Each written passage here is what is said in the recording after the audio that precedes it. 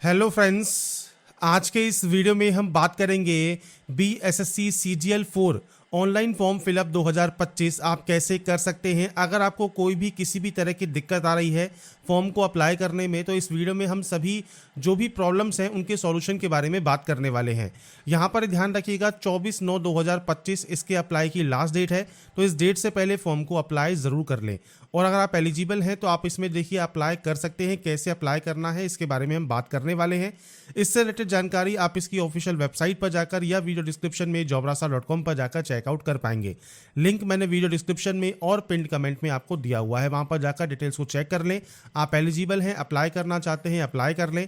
और अप्लाई करने से पहले देखिए जो ये एडवर्टाइजमेंट है और आपके जो भी इंस्ट्रक्शंस हैं कैसे आपको अप्लाई करना है, हाउ टू अप्लाई, इन सभी लिंक्स को चेक करके PDF को रीड आउट कर लें और उसके बाद ही आप इसमें ऑनलाइन आवेदन करेंगे 24/9/2025 तक। इसमें देखिए जो पेमेंट है वो भी आप 24/9/2025 तक ही कर सकते हैं और क्लोजिंग डेट जो है वो 26/9/2025 रहेगी। और फिर भी कोई भी दिक्कत आती है, कोई भी टेक्निकल इशू अगर आपको आता है तो दिए गए हेल्पलेस नंबर पर आप संपर्क कर सकते हैं। अब बात करते हैं कैसे आपको इसमें आवेदन करना होगा। तो ये इसका ऑफिशियल ऑनलाइन पोर्टल है जहां पर आप जो है फॉर्म को अप्लाई करेंगे। सबसे पहले रजिस्ट्रेशन टैब वाला जो ऑप्शन है इस पर आपको क्लिक करना होगा फॉर्म को अप्लाई करने के लिए। तो यहाँ पर फ्रेंड्स रजिस्ट्रेशन करने के लिए आपको कुछ बेसिक जानकारी एंटर करनी होगी, जिसमें सबसे पहले यहाँ पर आएगा आपका नाम। तो फ्रेंड्स आपका पूरा नाम क्या है वो आपको यहाँ पर देना होगा सेकेंडरी एग्जाम सर्टिफिकेट के अकॉर्डिंग। आपका जेंडर आपको सेलेक्ट करना है। बिहार के अगर आप निवासी मान लीजिए नहीं है, आप नो कर सकते हैं, केवल आप जनरल से ही फॉर्म को अप्लाई करेंगे। बाकी आपके ऑप्शंस यहाँ पर जो भी डिसेबल हुए हैं वो आप फिल नहीं कर सकते, क्योंकि अदर स्टेट कैंडिडेट को केवल जनरल से ही फॉर्म को अप्लाई करना होता है, क्योंकि ये स्टेट वैकेंसी है तो यहाँ पर रिजर्वेशन अदर स्टेट कैंडिडेट को नहीं मिलेगा। बाकी प्रोसेस अब सेम रहेगी जो कि मैं आपको बताने वाला हूँ बिहार स्टेट के अकॉर्डिंग। अब डोमिसाइल अगर आपका बिहार स्टेट है आप यस कर सकते हैं। कैटेगरी कौन सी है वो आप यहाँ से सेलेक्ट कर सकते हैं। कास्ट अब आपको यहाँ से सेलेक्ट करना होगा। आपका जो भी कास्ट है वो आप यहाँ से सेलेक्ट कर लीजिएगा। मैंने सिर्फ सैंपल आपको शो कर रहा हूँ।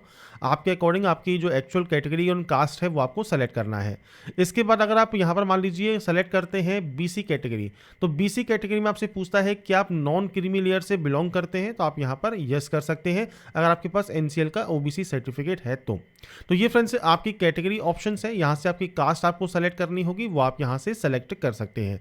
तो मैंने आपको यहाँ पर जानकारी प्रोवाइड कर दी है और ये अपनी अपनी जो आपकी कास्ट सर्टिफिकेट है उसके अकॉर्डिंग जानकारी आप प्रोवाइड करेंगे। इसके बाद फ्रेंड्स यहाँ पर देखिए नेक्स्ट ऑप्शन आपका आता है जो है PH कैटेगरी का। अगर PH कैटेगरी है तो आप यस कर सकते हैं। अब ये परमानेंट है या टेम्परेरी है वो आपको सेलेक्ट करना है। 40% अबव है तो यस कीजिए, 40% से कम है तो आप नो करेंगे। तो ये आपके भी PH सर्टिफिकेट के अकॉर्डिंग जानकारी आपको एंटर करनी है। PH कैटेगरी में नहीं आते सिंपली नो कर दीजिए। ऐसे ही एक्स सर्विसमैन है तो यस कर सकते हैं। आपका जो टोटल सर्विस है डिफेंस में ईयर, मंथ एंड डेज में वो आपको प्रोवाइड करना होगा, नहीं तो आप इसमें भी नो करेंगे। अब यहाँ पर कुछ क्वेश्चंस हैं, जैसे कि आप 1 जनवरी 1963 के बाद NCC से विमुक्त होने के बाद बिहार सरकार के अधीन कार्य किया है, या आप कम से कम 3 साल का नियमित एवं रेगुलर सेवा आप यहाँ पर कर रहे हैं, नहीं कर रहे हैं, वो जानकारी आपको यहाँ पर देनी होगी।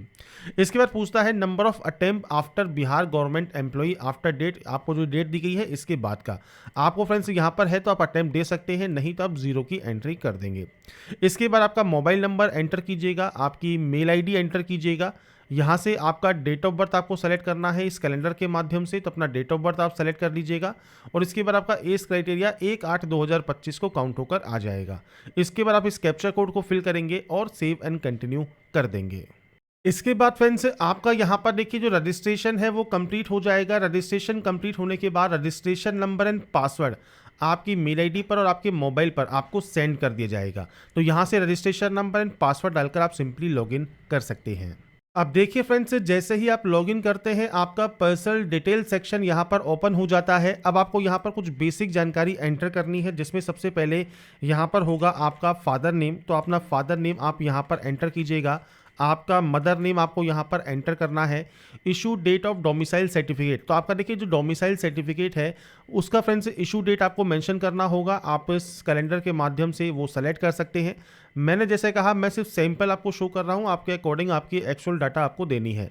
इसके बाद इशू नंबर आपको देना है और उसके बाद किसने ये इशू किया है वो आपको यहाँ पर ऑप्शंस मिल जाते हैं, वो आप यहाँ से सेलेक्ट कर सकते हैं। इसमें नहीं है तो आप अदर भी सेलेक्ट कर सकते हैं और उनका जो पदनाम है, मतलब जो भी अथॉरिटी जिसने भी ये इशू किया है वो जानकारी आप प्रोवाइड कर सकते हैं। तो ये बेसिक ऑप्शंस रहेंगे जो कि आपको आपके अकॉर्डिंग यहाँ पर एंटर करना है, और इनमें से कोई और आपका जो है ऑप्शन एप्लीकेबल है तो आप उस ऑप्शन को सेलेक्ट कर लेंगे तो ये ऑप्शन आपका डिसेबल हो जाएगा। ऐसे ही आपकी कास्ट कैटेगरी का भी आपको यहाँ पर जो है फ्रेंड्स सर्टिफिकेट नंबर देना है, आपको यहाँ पर इशू डेट देना है, किसने ये इशू किया है वो जानकारी आपको देनी होगी। तो आपका डोमिसाइल और आपका कास्ट सर्टिफिकेट, इन दोनों की ही जानकारी आपको यहाँ पर जो है प्रोवाइड करनी होगी। इसके बाद आप स्क्रॉल करते हुए नीचे आएंगे तो यहाँ पर आपसे पूछता है आप वार्ड हैं फ्रीडम फाइटर के, तो आप यहाँ पर यस या नो कर सकते हैं। अगर आप यस करते हैं तो आपको जानकारी प्रोवाइड करनी होगी, नहीं तो आप नो कर देंगे। नेशनलिटी आपको सेलेक्ट करनी होगी। आधार कार्ड आपके पास है मान लीजिए तो आधार कार्ड के नंबर आप यहाँ पर प्रोवाइड करेंगे।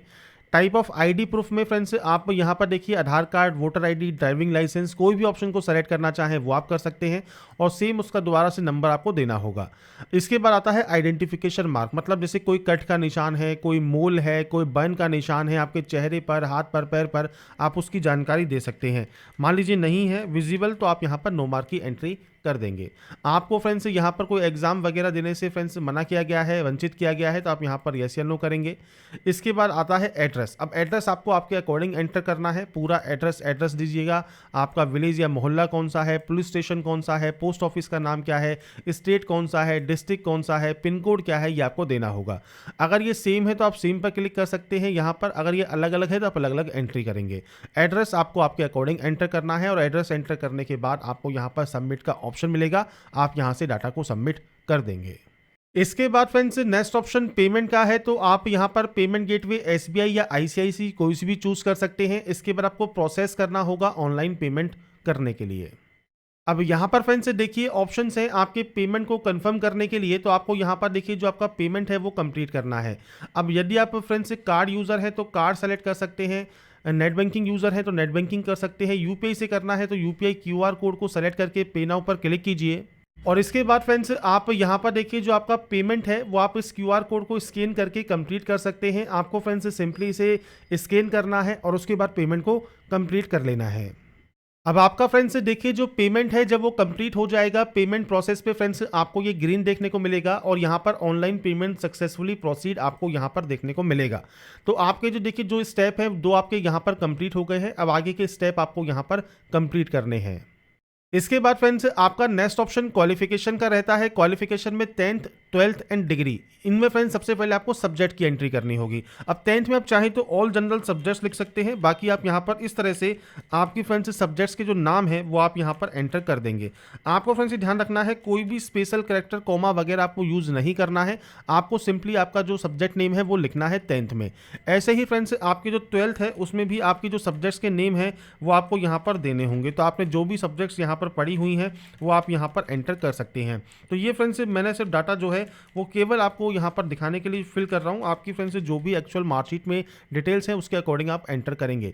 ऐसे ही अब आपको डिग्री की जानकारी देनी है, तो डिग्री आपने फ्रेंड्स किस सब्जेक्ट से की हुई है वो जानकारी आप यहाँ पर एंटर करने वाले हैं। तो ये फ्रेंड्स आपके अकॉर्डिंग आप यहाँ पर जो है आपकी सब्जेक्ट्स के नाम एंटर कर दीजिएगा। तो यहाँ पर फ्रेंड्स ये एंटर करने के बाद अब आपके बोर्ड का नाम आता है या आपकी यूनिवर्सिटी का नाम आता है, तो आपकी जो भी बोर्ड है उसका फ्रेंड्स यहाँ पर आप इस तरह से आपके बोर्ड का नाम आप दे सकते हैं। इसके बाद आता है टोटल मार्क्स, तो आपके टोटल मार्क्स दे दीजिएगा। आपके ऑप्टेन मार्क्स तो आपके ऑप्टेन मार्क्स दे दीजिएगा, आपकी परसेंटेज आ जाएगी। इसके बाद सर्टिफिकेट नंबर या मार्कशीट नंबर जो भी आपके पास अवेलेबल है वो आप यहाँ पर प्रोवाइड कर सकते हैं। इसके बाद सर्टिफिकेट कब इशू हुआ है या मार्कशीट कब इशू हुई है।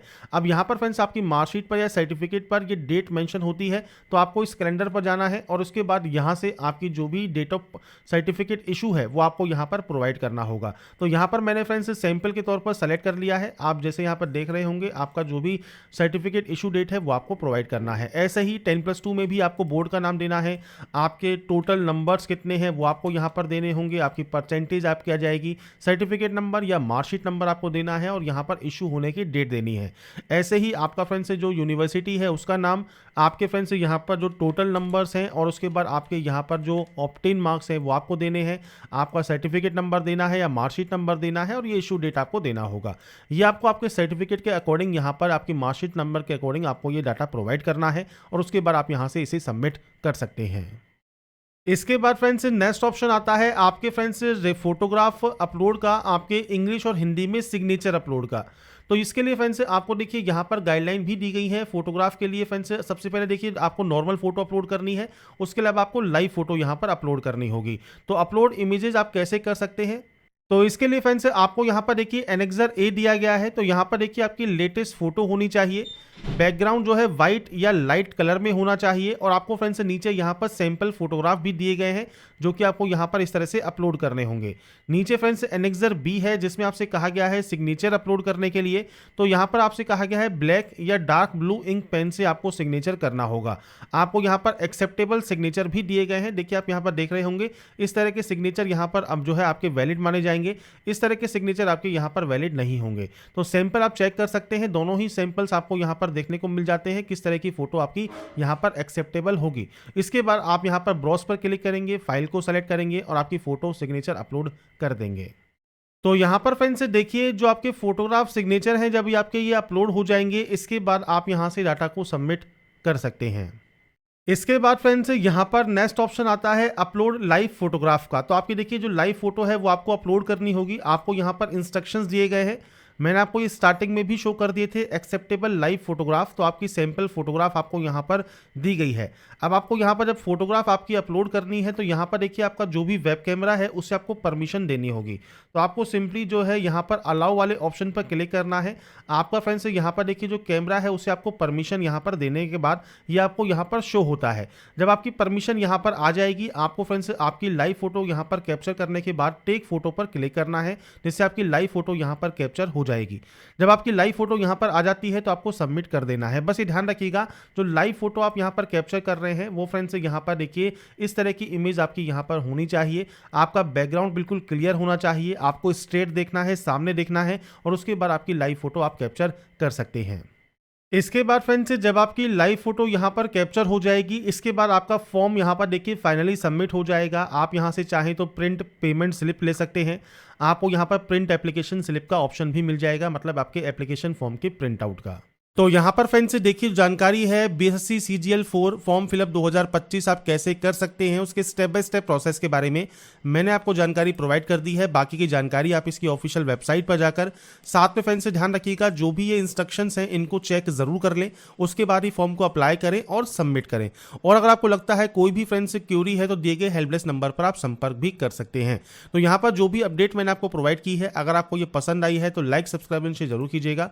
बाकी की जानकारी के लिए ऐसे ही बने रहिए हमारे साथ, देखते रहिए हमारा YouTube channel. Thanks for watching.